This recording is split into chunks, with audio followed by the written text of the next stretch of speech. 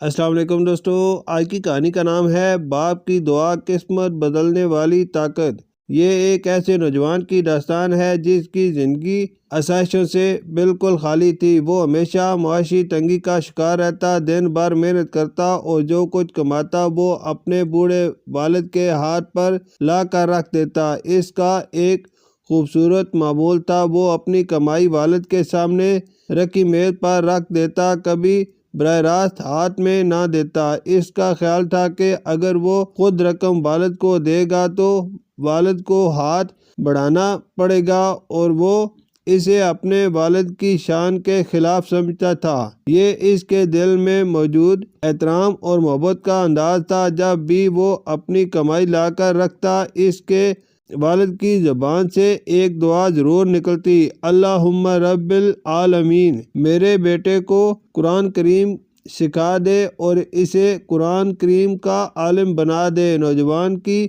عمر تقریباً 20 سال تھی۔ وہ دن رات رزق کے حصول کے لیے محنت کرتا۔ ایک دن واپسی پر اس کی ملاقات ایک عالم دین سے ہوئی جو شہر میں فتووں کے لیے مشہور تھے۔ عالم نے پوچھا، آج کل کیا کر رہے ہو؟ نوجوان نے جواب دیا، رزق کمانے کی کوشش میں ہوں۔ عالم نے فرمایا، کیا تم ہفتے میں ایک دن تعلیم کے لیے مجھے دے سکتے ہو؟ نوجوان نے خوشی سے جواب دیا، جی ہاں، یہ میرے لیے سکون کا باعث ہوگا۔ یوں اس نے ہفتے میں ایک دن علم حاصل کرنا شروع کیا۔ تھوڑے ہی عرصے میں وہ ایک ذہین اور محنتی طالب علم بن گیا۔ اسے خاص طور پر قرآن کریم سے گہرا لگاؤ ہو گیا۔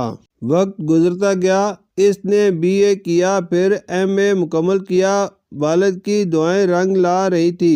اب اس کا ہدف PhD تھا۔ موضوع منتخب کرتے وقت اسے اپنے والد کی دعا یاد آئی تو اس نے قرآن کریم کی تفسیر کو اپنا موضوع بنا لیا۔ آخر وہ دن بھی آ گیا جب اس نے اپنا مقالہ یونیورسٹی میں جمع کرا دیا۔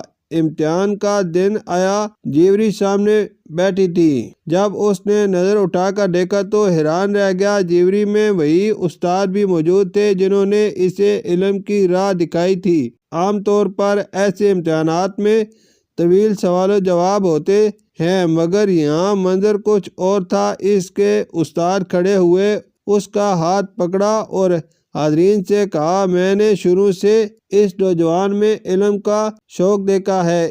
اس نے بڑی محنت سے قرآن کی تفسیر پر کام کیا ہے۔ میں اسے بغیر کسی سوال کے PhD دینے کا اعلان کرتا ہوں۔ ہمیں اس کی عزت کرنی چاہیے۔ یہ سنتے ہی نوجوان کی آنکھوں سے آنسو بہنے لگے۔ استاد نے پوچھا، یہ خوشی کا وقت ہے، آپ رو رہے ہیں؟ نوجوان نے جواب دیا، مجھے اپنے مرحوم والد کی دعا یاد آ گئی۔ وہ ہمیشہ دعا کرتے تھے، اے اللہ میرے بیٹے کو قرآن کا عالم بنا دے۔ اس لمحے اس نے اللہ کا شکر ادا کیا کہ اسے قرآن کے علم کے ذریعے اتنا بلند مقام عطا ہوا۔ واقعی والدین کی دعا وہ خزانہ ہے جو انسان کی تقدیر بدل دیتی ہے۔ شکریہ۔